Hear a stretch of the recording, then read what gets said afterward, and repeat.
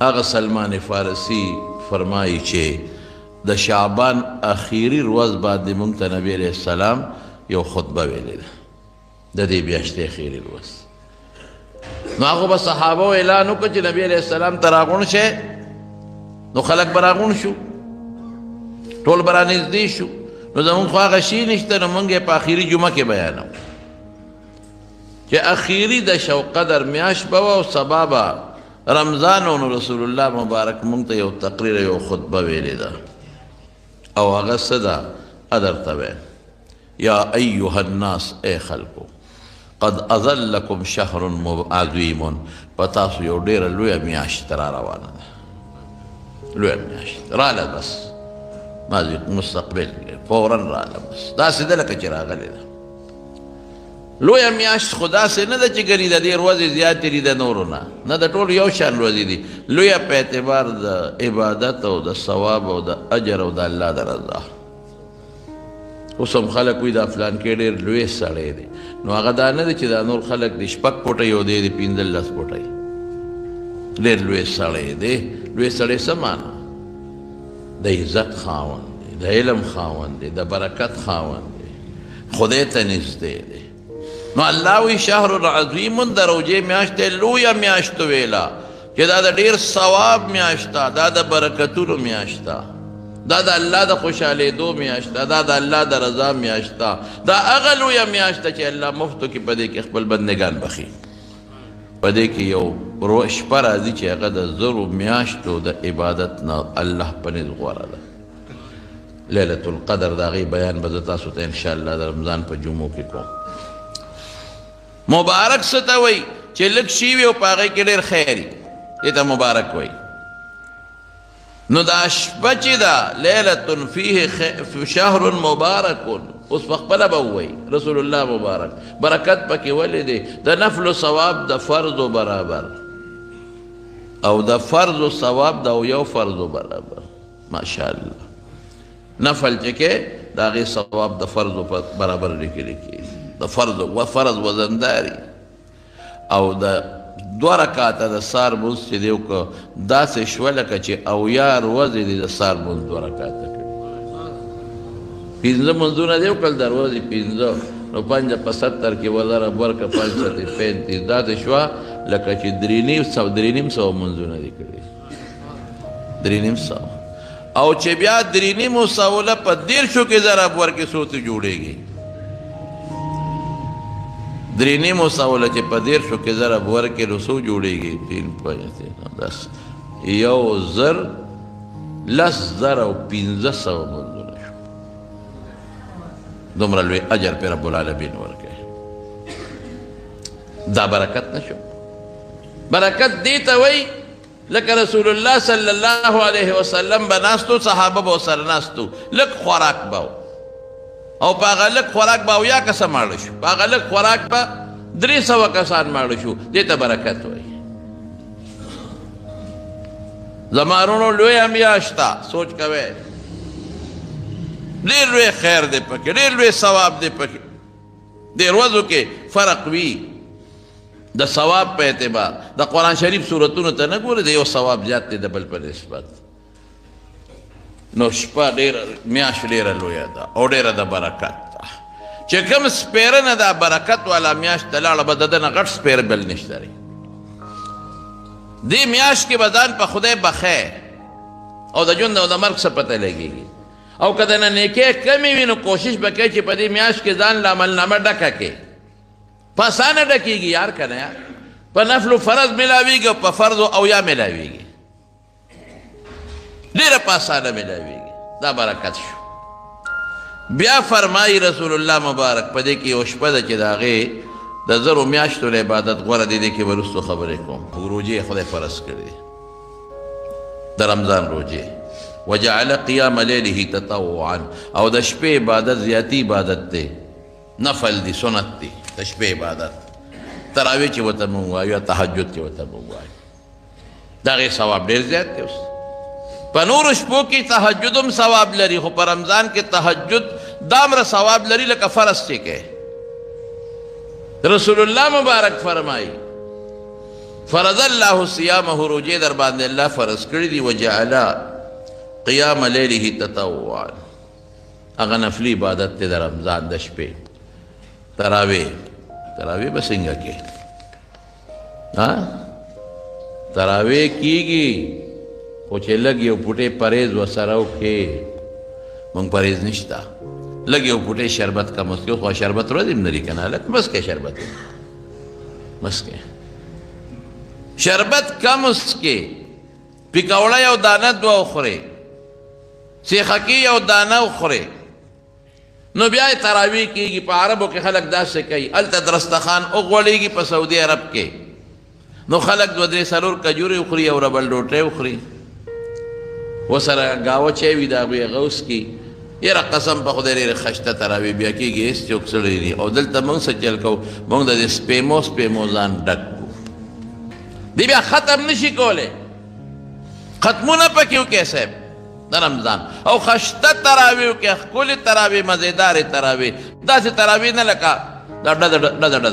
ډزه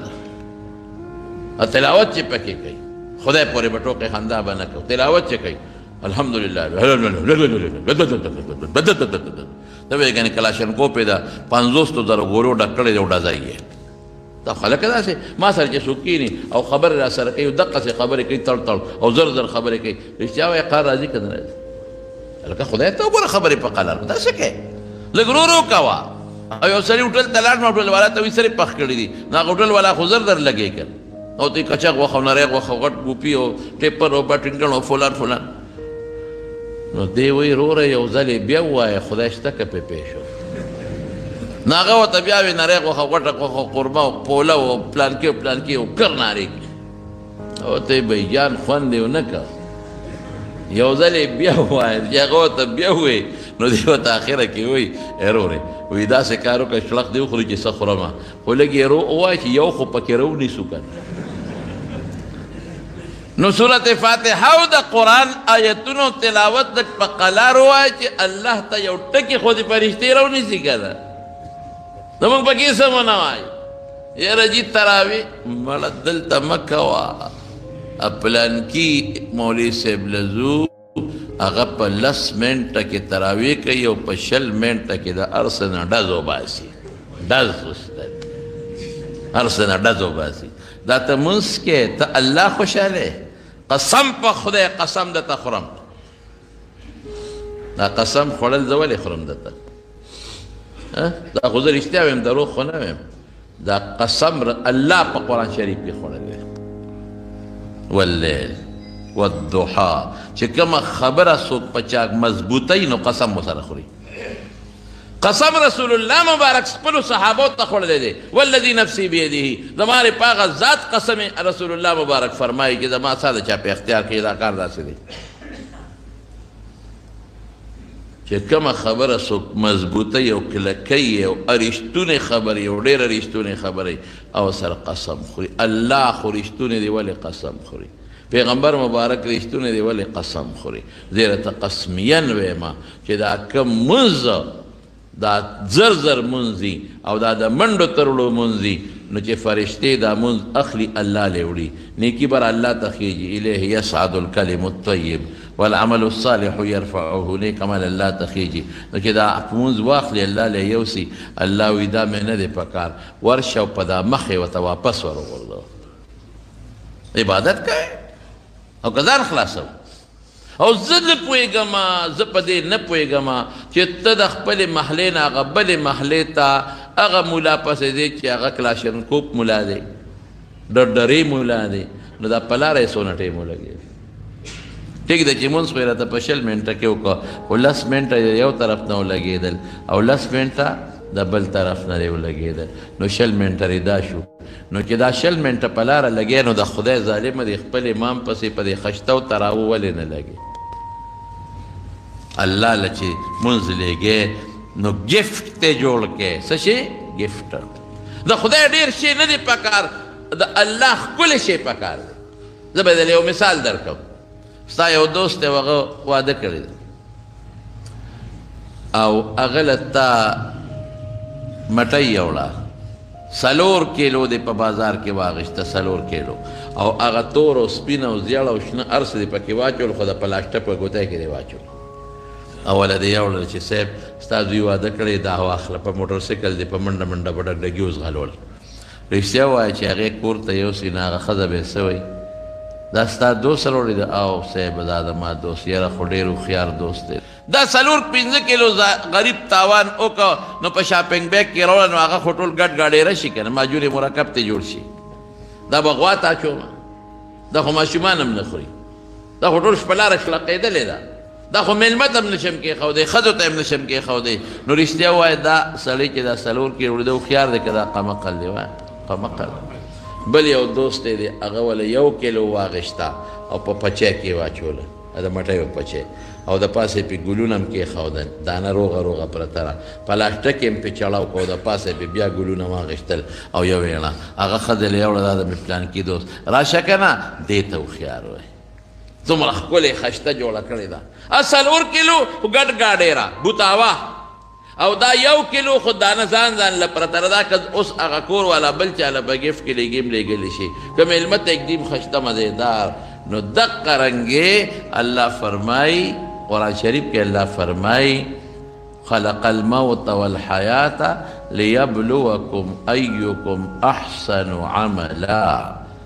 مرګ او جون مقصد څه دی دې له چې ته نیک عمل په دې جون کې وکړې چې مرګ وخت کې د هغې خدای پاک ته بیا اجر درکړي چې دې ازمایش کوي الله پتا چې دنیا کې د مرګ دپاره کم عمل کوي چې کم یو ښکلی عمل کوي اکثر عملا نه چې ډېر عمل څوک کوي لږ په پښتانه وایي لږ خوره خو تل خوره لږه ګټه کوه خو تلې کوه نو لږ عبادت کوه نفلي یادوم فرض نه فرض خو چې څه مقرر دی به کې نفلي عبادت لږ کوه خو خشتی کوه ښکلې کوه چې الله ته دا ستا دا ګفټ ورسېږي چې رب العالمین پې دله پوره اجر او پوره ثواب راکړي ډېر خلک منځ پورې نخرې کوي او ټوکې کوي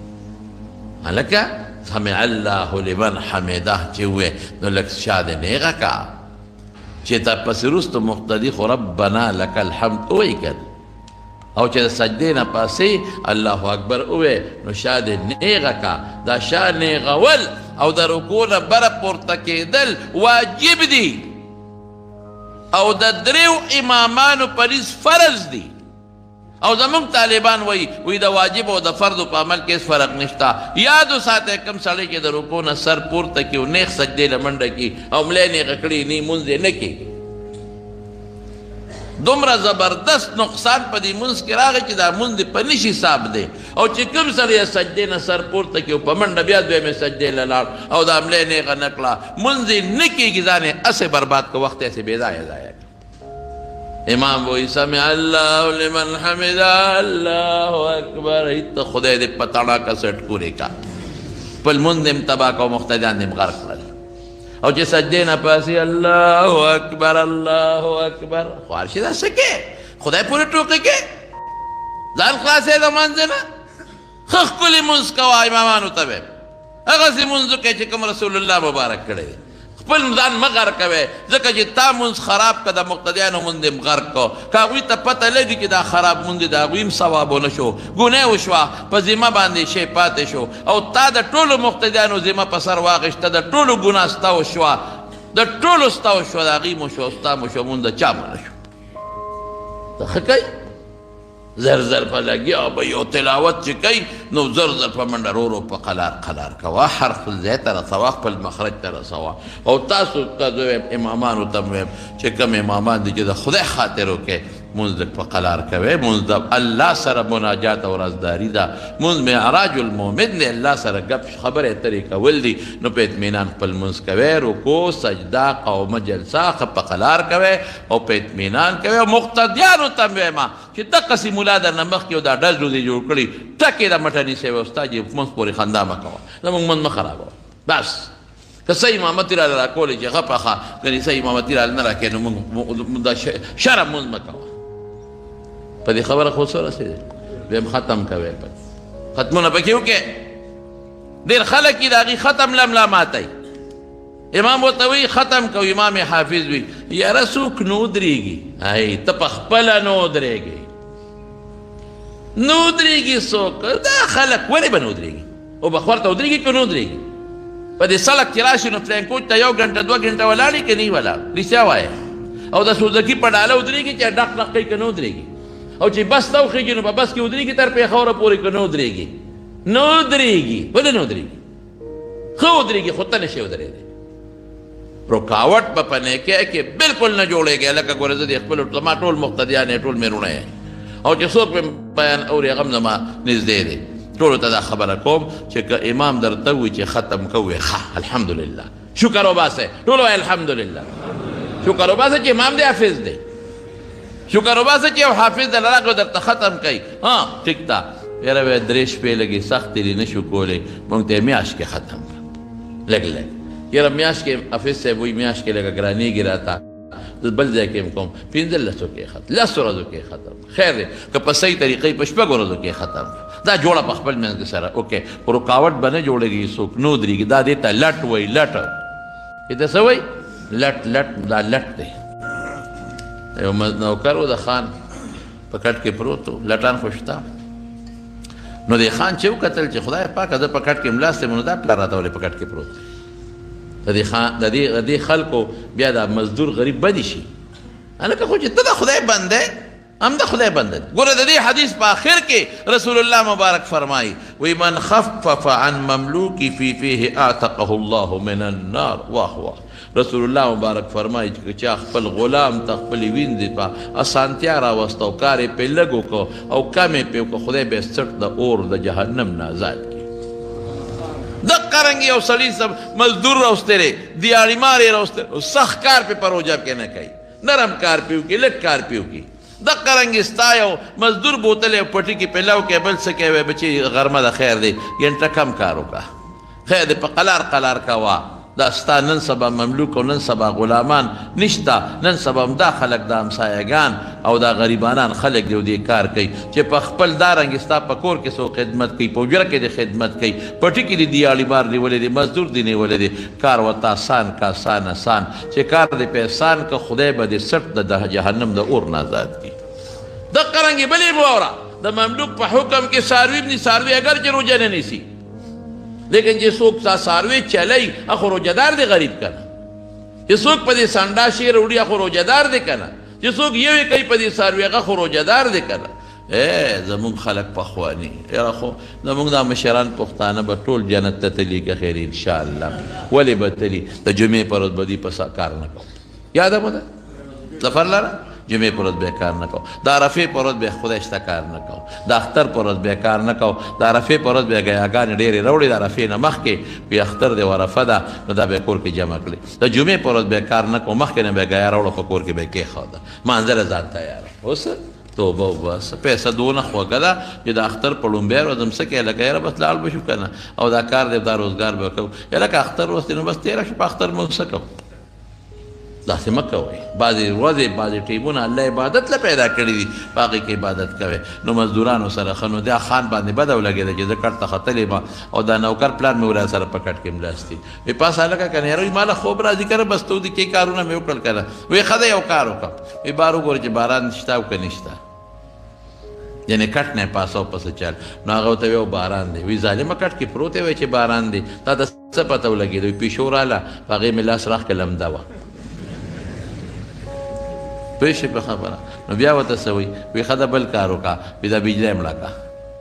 لټ لټ بابا کوم دی پاسې وی بجلی را باندې ولې مړه کوې وی ما له په رڼا کې خوب نه راځي نو وی سترګې پټې که تیاره به شي که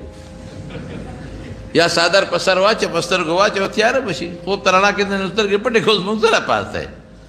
خدای پاک هغه وی دا څه په مصیبت اخره کې ورته وی ښه ده دروازه خو بنده که که پس چل یې پاسو مزدور ورته وي دا 2 کاره ده ما وکړل دا درېیم ته وکړه که ته پوه شي په خبره ځان نه به لټ بابا نه جوړی لټ بابا ختم کوو جي څوک نه ودرېږي دا ټول بوډاګان دي بوډا د کور ته ننوځي او کمبل دی واچي دا ځوانان خو به وکړي که رکاوټ ولې جوړېږي ختمونه وکړې ټول پکې ختمونه وکړې څوک یې په ولاړه نه شي کولی په ناسته وکړې خیر دی نفل دی جاتي مونځ دی په راسته یو ګوټ ته کښېنه خپل پکې مونځ وکړې او امام صاحب ته هم پکار چې څوک یې ختم کوي چې هغه ډزول نه کوي راکټ ملاني چې ډزه ډزه ډزه ډزه ډزه په قلار قلار تلاوت کوه لږ لږ تلاوت وکړه او شپه زیاته حصه په عبادت کې تېره کړې دروازې بیا کوې خو خیر دی پروا درته نشته دی نو دا د شپې به که خیر انشاءالله ټول خشته تراویح به کوې او به کنه انشاءالله او ختمونه به پکې کوې که خیر انشاءالله او تهجد له وختي پاسه وختي پاسه رسول الله صلی الله علیه وسلم په رمضان کې عموما 8 رکعاته تهجد کړي تهجد اخره شپه کې کېږي 8 رکعاته تهجد یې کړي دي رسول الله مبارک نو دوم کولی شي څلورم کولی شي شپږم کولی شي عایشه بیبي فرمایي چې رسول الله مبارک کړي دي او 8 رکعاته تهجد کوي او ښه په قلار او په تهجدو کې به دا فایده وي چې دغه وخت کې رب العالمین په یو خاص کیفیت او په یو خاص حقیقت باندې اعلان کوي او څه وایي څوک شته من یسألوني چې ما نه وغواړي چې زه یې ورکړم څوک شته چې ما نه بخښنه وغواړي او زه یې وبخم واه واه الله په خپل آواز کوي څوک شته چې بخښنه وغواړي زه وبخم څوک رزق غوښتونکی شته چې زه روزي والا ورکړم ورته خلک وایي روزي مې تنګه ده روزي مې تنګه ده روزي مې تنګه ده نو د رسول الله مبارک په خبر عمل ولې نه کوي چې روزي دې تنګه ده پېشمني پاسه او نفل وکړه او الله نه وغواړه او دا وکړي زموږ باباجي د خدای پاک وبخښي مولانا شهزاده صاحب رحمت الله علیه هغه به یو ټکی وي هغه به ژړل دی پېشمني کې قسم دی ژړل به هغه جړاګانې ما ته یادې دي اوسمه چې پېشمني به پاسېد نو خدای ته به په ژړا او ژړل به او زه به تعاظمني ذنبي فلما قرنته بعفوك كان عفوك اعظما وی الله زه دا ګناه خو زه ډېر زیات خراب کړم دا خو په ما ډېر لوی بوج شو خو الله چې دا خپله ګناه مې ستا مغفرت سره مخامخ کړه چې زما ګناه ډېره ده که د خدای مغفرت ډېر دی نو الله زما د ګناه نه ستا بخښنه بیا ډېره زیاته ده او بیا به څه وی یا الله مونږ تا ته نه دي ویلې چې دا آواز وکړه دا ستا پیغمبر مبارک فرمایي چې الله په خپل آواز کوي مونږ خو تا ته نه دي ویلې ته په خپله وایې چې ما نه بخښنه وغواړه چې وبخم نو زه درنه غواړم ومې بخښه که مونږ خو نه دي ویلې چې ته وایې چې سوال وکړه الله تا ویلي دي چې ما نه سوال وکړه چې درکړم نو زه سوال کوم که نه راکړه اوس که او الله مونږ خو نه دي ویلې چې رزق مونږ خو تا نه دا سوال نه دی کړی چې ته داسې ووایه تا په خپله ویلي چې څوک روزي غواړي نو وله ورکومه نو الله روزي م غواړم ماله روزي راکړي پېشمني پاسې تهجد وتا قبر دې سره ختمېږي دې کې عجزي پیدا کېږي دغه وخت داسې وخت دی چې د ریا نه لرې دی څوک به د نني خبر او ته به د رب العالمین عبادت وکړې دا د خوب د خوند د خوب ټیم دی او چې ته د خوب د خوند دا ټیم الله له ورکړي الله څه وایي اوهو لذت النوم د خوب خوند یې پرېښود او ما ته مخامخ ودرېده دا د ما سره جوړ ډېره مینه ده نو الله به در د هر څه قبول کړي انشاءالله العزیز نو تهجد او تراویح دا کوئ صحابه کرامو به څنګه کولې یو ځل رسول الله صلی الله علیه وسلم په اعتکاف کې او په اعتکاف کې نو روت بار د اعتکاف د غزا نه نو چې روت صحابه په جمعات کې نو ورته د جمع تهجد یې ورته په جمع وکړل دې ته مینا وایي ته وایې دا څوک نو درېږي هغه خلک صحابه چې واپس شو یو بل ته الوي چې بیګا مو د حضور پاک مبارک سره تهجد په جمع کړی دي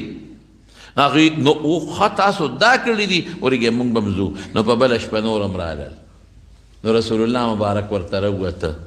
نو تهجد یې ورته په جمع وکړل نو هغوی چې خواره شو نو هغوی دا بیا خلکو ته ووایي چې مونږ خو حضور پاک مبارک سره تهجد په جمع کړي دي نو په بله شپه جومات د خلکو ډک شو دې ته شوق وایي او حضور نبی علیہ السلام سره تاسو تهجد په جمع کړي دي ورېږې مونږ هم کوو جومات مکمل ډک نو په بله شپه رسول الله مبارک راونوته سحر راووته نو صحابو ته څه او صحابو به څه چل کوو چې کوم هغه پوزکې یې ځان ته تاو کړی و د اعتکاف دپاره نو هغه یې تاسې په کاڼو باندې ویشته چې که نبي علیه السلام ودي چې راویښ شو مونږ ته جمع وکړي دې ته شوق وایي د مونږ به څه شوق وي مونږ خو روجې لوی سړی به یي سنډه روجې به پې فرض وي او پلار او مور به ورته وایي مه نیسه مړ به شې ته خدای دې ښه کړه مه نیسه ناجوړه به په تاله نه وړي په تا نه وړي ولې نه وړي چې بالغ دی خو اوړي بې که نه صحابه به څه چل کوو دا واړه ماشومان دا پوټیني ماشومان چې دا روجې پې فرض نه دي د روجې په غاړه ملا نه تېر ډېر ماشومان دي دي ته به یې روجې نیسئ نو چې داسې غرمه به شوه نو په ژړا به شو ماشومان خو ژاړي اوږي شي تږي شي نو د لوبو څیزونه به ورته مخې ته کېښودل چې دا ماشوم په لوبو کې او ماښام ته به یې وخورسئ ماښامه پورې به په لوبو مشغولول او روجې ته به یې رسول په روجه څوک نه مري یو سړی بیمار دی هغه برته انشاءالله که مقابله جمعه کې برته ویما چې چاله چې یو سړی ډاکټر دونه برته چې مسلمان ډاکټر هغه مسلمان ډاکټر چې په خپله روجي نیسي ګورې هغه مسلمان ډاکټر چې په خپله روجي نیسي چې هغه درته وایي ته بیمارې روجي مه نیسه نو بیا خیر بعضې سړی د شوګر دونه خطرناک بیماري چې د هغه د شوګر لیول لاندې نه پاتې کېږي برقرار نه پاتې کېږي هغه بیا د مرګ خطرې د بېهوشۍ خطرې او ډاکټر ورته یې مه نیسه خیر دې ټیک ده نه دی نیسي دی به څه کوي نو بله جمعه کې به راته دې تفصیلات کې خیر انشاءالله وي بعضې د شوګر بیماري او خروجي نه ویشي هغه وایي زه پکې نه ویشم او نیسي هم بعضې د ګردو بیماري روژه نیسي پکې نه ویشي هېڅ تکلیف ورته نه بعضې د ګردو بیماري که روژې نیسي ګردې فیل کېږي نو دې کې د عالم نه تپوس مه کوئ بس هغه ډاکټر هغه طبیب چې هغه په خپله روژې نیسي مسلمان یې هغه نه تپوس وکړئ او چېرته څه وایي په هغې باندې عمل کوئ نو زمارونو خبره مې دې پورې کوله چې صحابه په خپلو بچو داسې روجې نیولې یو بله واورئ نبي کریم صلی الله علیه وسلم به صوم وصال کو صوم وصال څه ته وایي یوه هفته به پرله پسې روجه وه میانس کې به یې نه ماتوله او پېشمني به هم نه کو نن به یې روجه کړه غونډه به یو شان روانه وه یوه هفته درې ورځې اووه ورځې یو شان به روجه وه اخره کې به یې ماته کړه نه به یې ماښام ماتوله نه به یې پېشمنۍ کو نه به یې د شپې خوراک کو خوراک نسکاک نه د خواهشاتو نه به مکمل ځان ساته نو صحابو چې دې ته وکتل الله رسوله موږ ته هم اجازت راکړه چې موږ هم داسې چل شروع کړو وی تاسو به نه کوئ کان رسول الله صلی الله علیه وسلم هغه به صوم کو روجې به یې نیسې د وصال او صحابو به منې کل ینها عن الوصال صحابو ته به وی چې تاسو به نه کوئ لیکن د صحابو مینه څونه وه واوره اوس هغه وی الله رسوله انک تواصلو ته چې وصال کې په مونږ یې ولې منې کې وی انما یطعمني ربي ویسقیني ماله خدای پاک خوراک او اوبه راکوي څه مطلب زما وجود کې الله پاک هغه طاقت پیدا کوي د دې درې څلور توجیحات دي د حدیثو چې زما د خوراک ضرورت نه راځي نه مې اوبو ضرورت راځي ماله خدای راکوي او تاسو به نه کوئ تاسو به روجې ماښام به خامخا به ماتوئ د هغې د پاسه به صحابو دا خیال وکړو چې دا رسول الله مبارک چې مونږ منع کوي دا تشریعي منع نه ده دا هسې په مونږ باندې یریږي او مونږ سره مینه ده نو ځکه راته وایي چې داسې مه کوه بیا به هم تپوسونه کول چې صاحب مونږ کولی شو او مونږ له اجازت راکړه په څنګه دا صحابو داسې عمل کو دا ما چې ته کوم صحابي حضرت سلمان او حضرت ابوالدرداء دا حضرت سلمان د حضرت ابوالدرداء رضی الله عنه ملاقات لله وره نو پخوا د حجاب د آیاتونو د پردې د آیاتونو نازلېدو نه مخکې به خلک د یو بل کور ته تلل خو په اجازت به تلل بې اجازته به نه تلل د دې مخ دا پرده نه وه د مخ پرده دارنګې د لاسو پرده د خپو پرده د سر پرده دا به نه وه نوره پرده به وه اوس لکه څنګه چې دا ماما د خورۍ کره ځي یا تره د رویرې کره ځي دقسې به یو بل کره تل د عام خلک هم نو چې دی لاړ هلته کې د هغه ملاقات لا نو د هغه بیبي جامې خشته نه وې ښکلې نه وې او قانون د شریعت دا دی چې کله سړی په کور کې دننه وي نو ښځه به ښکلې جامې چې خشته جامې به اچوي بدرنګو جامو کې به ښځه بلکل نه ګرځي دا به پواړه نه ګرځي پودړه به نه ګرځي ښکلې جامو کې به که خاوند په سفر وي بیا بېله خبره ده خو که خاوند په کور کې وي دا به شکل هم خشته ساتي دا به جامې هم خشته ساتي نو چې هغې ته یې وکتل ام الدردا ته د حضرت ابوالدرداء بیبي ته نو د هغې جامې داسې خیرنې غوندې وې او وجود یې هم داسې صفا پاک کړی نو وینم چې جامې او دا دې داسې خیرنې غوندې اچولې دي او ته څه وایي لکه په پوه شو مطلب دا دی چې خاوند د کور کې دی په شریعت ولې عمل نه کوي ښکلې جامې ولې نه اچوې خاوند مخکې ورته وایي او ورته وایي ستا ورور چې دی ابوالدرداء د هغه په دنیا کې ساجت نشته د هغه نه بیبي ته حاجت ته نه بل څه نو کار به سره چې جامې خشته اچوم او ځان ډولې کوم دا خبره خو یې نوټ کړه چې د ماسخوتن ډوډۍ خو خوړله نو سلمان ته وایي ته اوده شه او ابوالدرداء په مصله ودرېد خپل لمونځ کوي وایي دا څه کوې وایي لمونځ کوم که نه وایي سمله نو سمیله چې اخري شپه شوه تهجد ټیم راپیسه وایي پاسه اوس لمونځ وکړه نو لمونځ یې پې وکړه نو بیا ورته حضرت سلمان فارسي څه وایي ورته یې وایي ګوره ان لنفسك عليك حقا ستا د وجود پتا حق دی نو خوب به ورکې ان لعینک علیک حقا سترګو در باندې حق دی ودکې به ان لزورک علیک حقا د ملاقاتي در باندې حق دی روټۍ به ورسره خورې ان لزوجک علیک حقا، د خپلې بیبي در باندې حق دی. آت کل ذی حق حقه، هر حقدار له خپل حق ورکړه.